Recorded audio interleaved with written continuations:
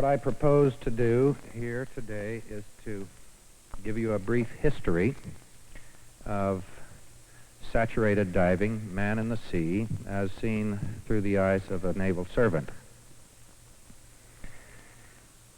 I think any treatment of saturation diving, whether it be within the United States Navy or anywhere else in the world, has to begin with the mention of a name, Captain George Bond, United States Navy, who is regarded by all in the field as the father of saturation diving. It was his concept that started the entire movement.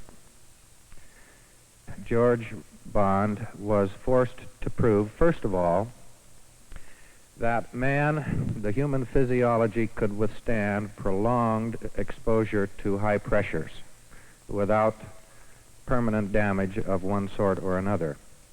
He further had to prove that man could withstand these hyperbaric conditions with a background gas of being helium rather than nitrogen because of the nitrogen narcosis problem.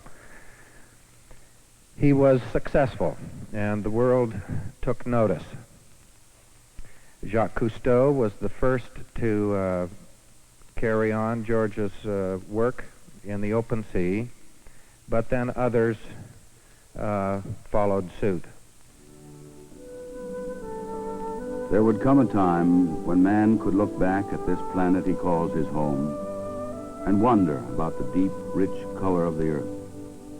For it is a planet covered by immense seas, oceans so vast that they sweep across 3/4 of its surface in this strange liquid blueness, which once incubated the very beginnings of primordial life.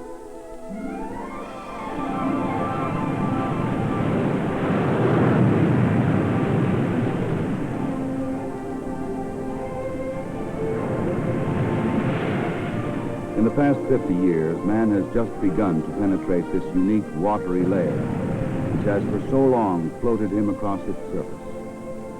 Yet to many, it is still a strange, mysterious barrier, which hides the secrets of one of the last frontiers.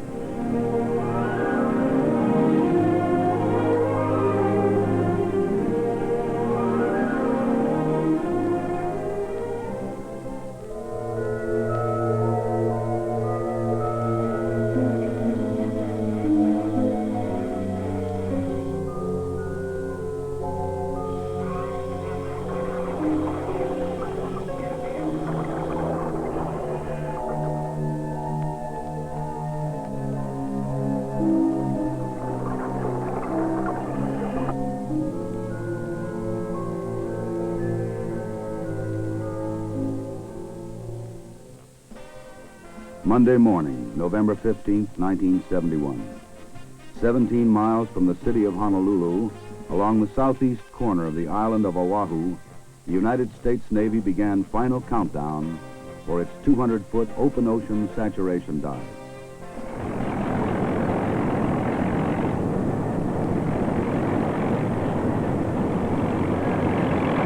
After 6 long months of intensive preparation, this would be the last chance for completing 100 tiny details. At 8 o'clock that night, 6 divers would step inside the habitat and begin compression for a dive designed to explore a number of techniques for open ocean diving and salvage. The whole concept of saturation diving simply means that the diver is saturated with as much inert gas as his body can hold at the depth at which he is saturated. For example, you and I right now at sea level are saturated with inert gas because we're at 1 atmosphere of pressure. If we were to go down to 33 feet, the pressure would then be 2 atmospheres absolute, and our bodies could take up that much more inert gas. After the body then takes up as much more inert gas as it can hold, the amount of time it takes to decompress it back to 1 atmosphere, back to sea level, doesn't change. It's just the same, no matter how long, whether you stay 24 hours or 24 days at that depth. And this is the big advantage of saturation diving. The big difference between scuba diving and saturation diving is it's a whole different ballgame. You have to be a scuba diver before you can get into the saturation diving. It's just the first step in the training to become a saturation diver. In the scuba diver training, you take in, you learn that if anything goes wrong, you try to come up to the surface immediately. You dump your weight belt, dump your tanks, and come to the surface.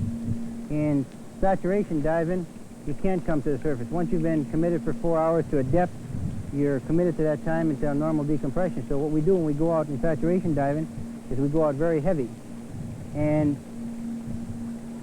if anything goes wrong, and hopefully it won't, but if anything does go wrong, the only way we can do is come back to the habitat or the PTC from what we left. Like a man in outer space, the saturation diver must be outfitted with a suit which can cope with the extreme of depth and pressure. A suit which will regulate his breathing mixtures, his communications, and at the same time protect him from the severe cold of the helium atmosphere, within which he must ultimately survive.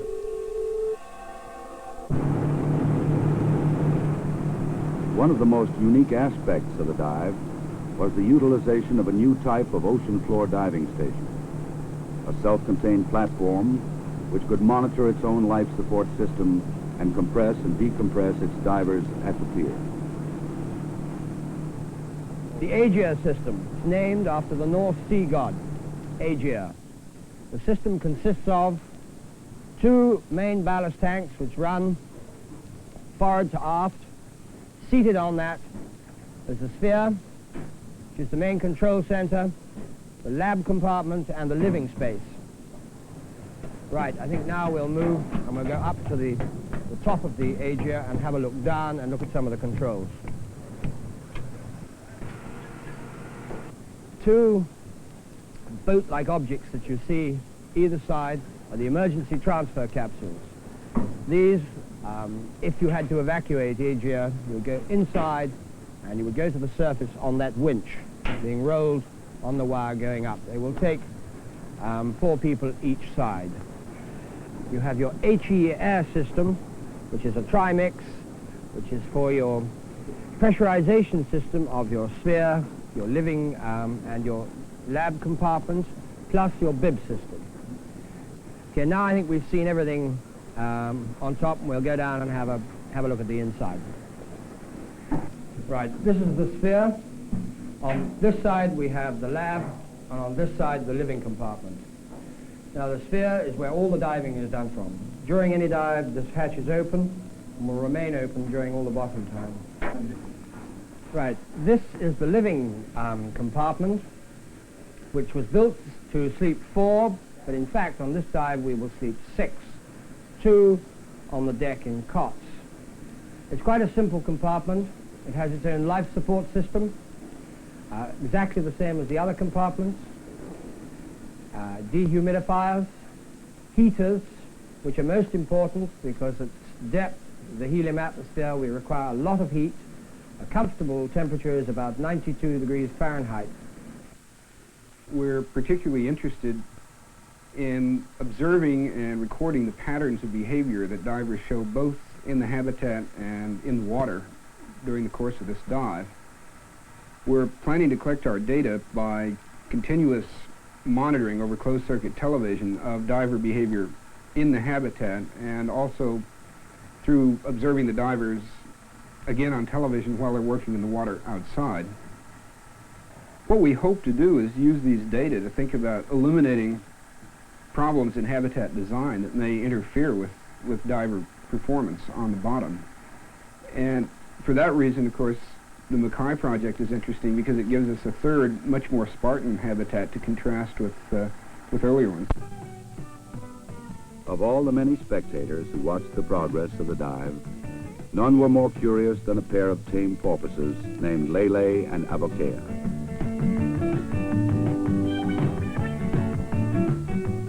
Sheltered in a safe enclosure at night, in the daytime they were allowed to swim completely free.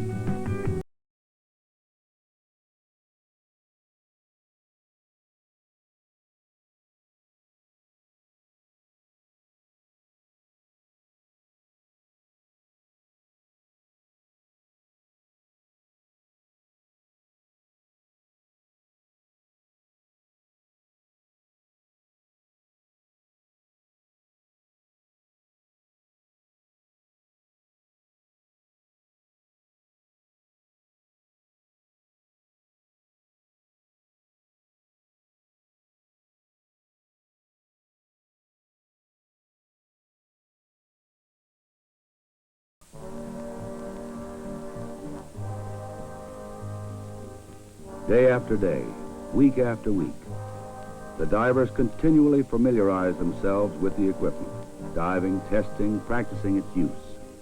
Then, once satisfied with their basic performance, they began to turn towards a series of exercises which would simulate the conditions and practicality of open ocean salvage. For a number of years, we've had a program of study sponsored by the Office of Naval Research in determining what are some of the better ways of measuring man's underwater work performance capability.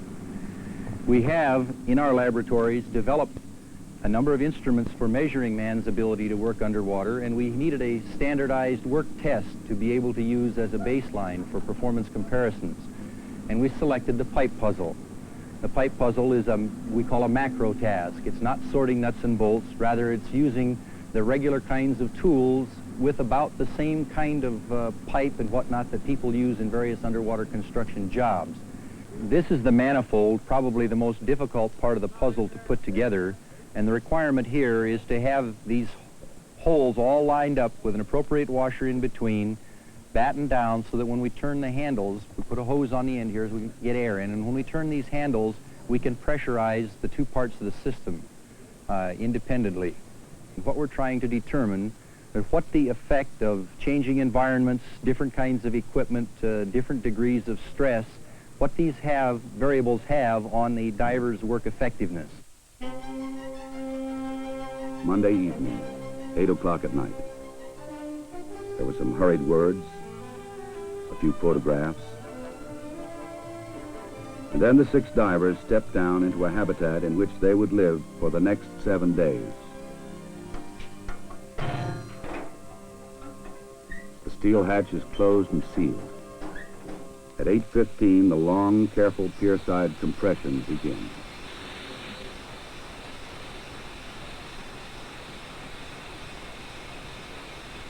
At an atmospheric depth of 14 feet, helium begins to bleed steadily into the system, gradually replacing nitrogen as the inert diluent for oxygen. Minute by minute, foot by foot, the density and concentrations of the breathing atmosphere inside the habitat begin to change. Can I have your 1100 PO2, PCO2 settings, please? Understood. Settings as follows. The micrometer is set at 12 turns on. The PO2 is 220. The dangers inherent in the compression phase are mostly related to the rate at which we compress the divers.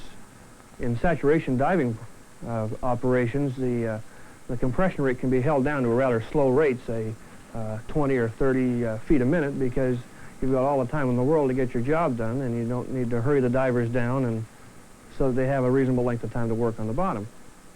The most dangerous times during this dive are probably during ascent from the depth of the dive and descent to the depth of the dive, merely because there's changes in atmospheric pressure going on at that time, and a great number of opportunities for something to go wrong. By midnight, the 200-foot bottom point is reached. The compression stable. All systems still go. Inside the diving station, one man takes up the watch, while the others go to bed, resting away the long, slow hours of the night. At pierside control, 1 hour creeps slowly by the next. Patiently, carefully, they watch the instruments and check the gauges. And they wait. For the most difficult portion of the dive is still to come.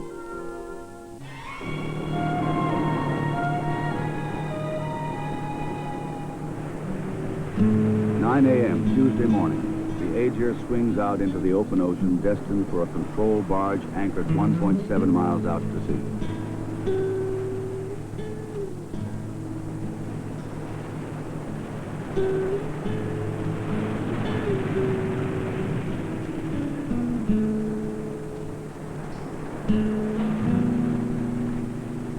After an hour of struggling through heavy seas, the Aegir finally reaches surface.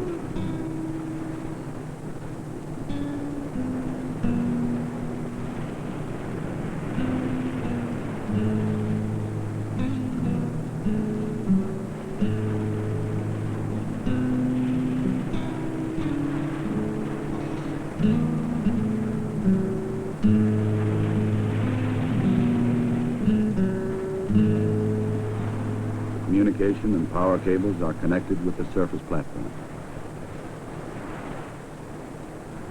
The last rope's freed, and down she goes.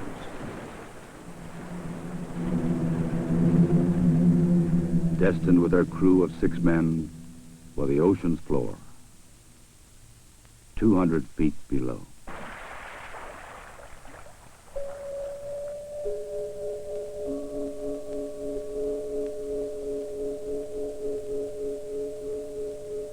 Then at 100 feet, a near disaster.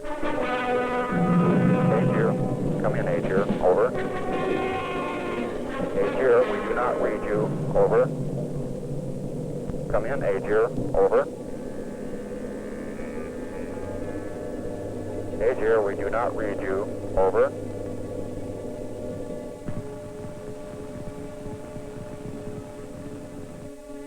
Something is drastically wrong.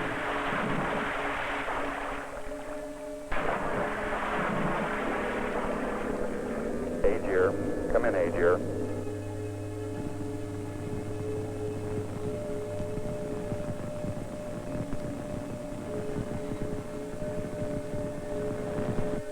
Gear adrift on the platform. Her communications cable snagged by a mooring line and twisted around the corner of the station. In a freak accident, the 3-inch cable has been severed like a piece of string. Acting quickly and efficiently, carrying out an emergency plan which had been drilled many times before, the divers bring Aegir back to the surface.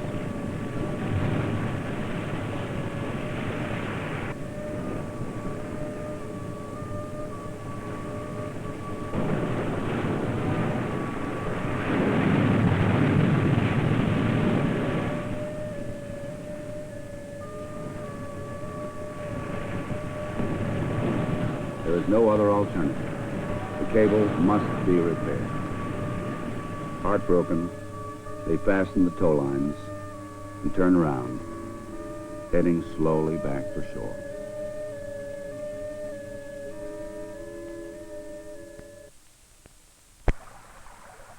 Then the rains came. And when the divers emerged from Aegir after 2.5 days of decompression, they learned of another stroke of bad luck. Sometime during the dive, the 2 porpoises had disappeared. Boats were launched in hopes of finding them and somehow coaxing them back, but it was no use. Perhaps they had joined a school of porpoises traveling nearby. It was never known. After 4 years in captivity, Lele and Abokea were gone. For the next 9 days, rough seas and storms continued. Even though the cable was repaired, there was little else to do but wait.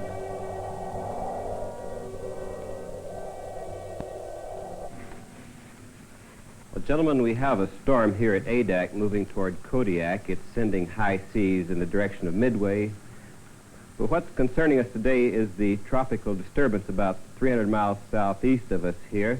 Although it'll move on in about 24 hours, we will see tomorrow a combination of the wind waves from the trades and the swells reaching 12 feet. November 26th, 10 days after the first attempt at the 200-foot dive, a break in the weather. There's a patch of sun, and then a rainbow drifting across the horizon. A good omen that the long-awaited change may have finally come. Less than a quarter of a mile away, the support vessel, the YRST, floated on a 4-point moor, patiently waiting the arrival of the Aegir, now scheduled 4 days away. During the interval, as final preparations began for the second dive, there was little time for leisure. But for most of the divers, off hours meant a return to the sea, to this pale blue, silent world whose mysterious shadows had become so much a part of their life.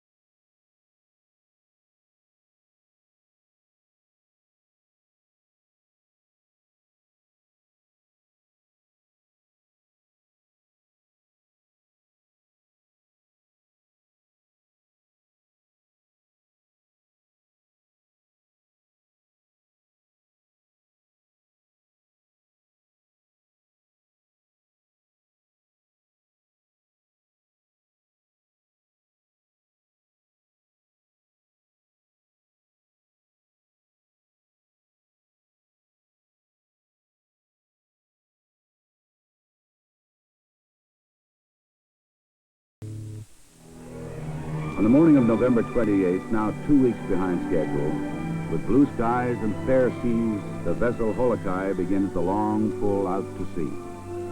Inside, the 6-man team, compressed to a depth of 200 feet, again make ready for their descent. The hookup with the support vessel YRST is successful. The ballasts are filled, and slowly the diving station begins to sink.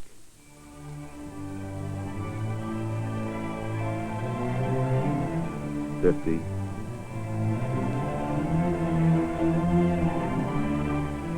60. 80 feet.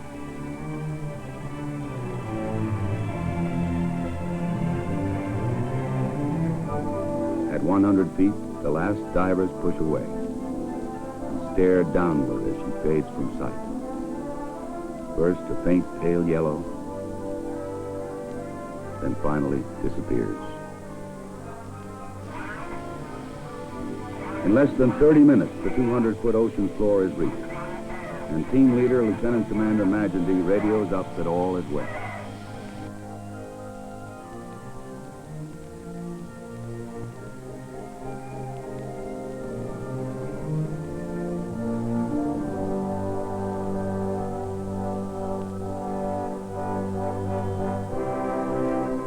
A careful checklist is followed as the Mark 10 diving suits are prepared, and then the first team of 3 divers eases down through the portal and out into the open sea.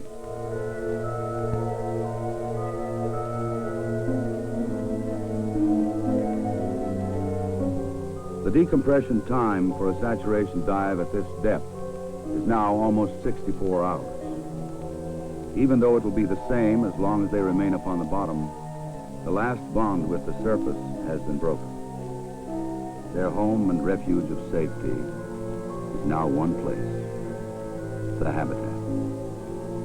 And ironically, the atmosphere and land upon which they've lived their entire lives is suddenly as foreign and dangerous to these men as the atmosphere of an alien planet. For placing them on the surface now would result in fatal decompression.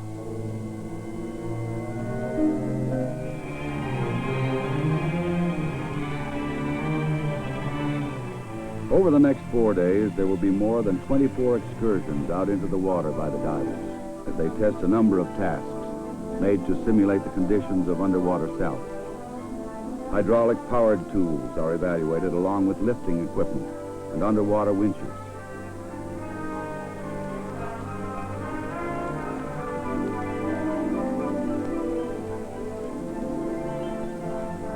The pipe puzzle is assembled and timed, each team of divers comparing their own performance with the last. And the diving station itself is evaluated as a possible platform for future salvage and deeper saturation dives.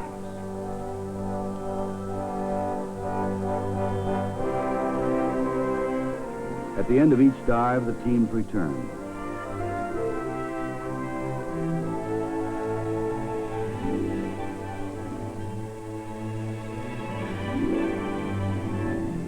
Tired, sometimes exhausted, unable to communicate clearly with each other because of the helium speech.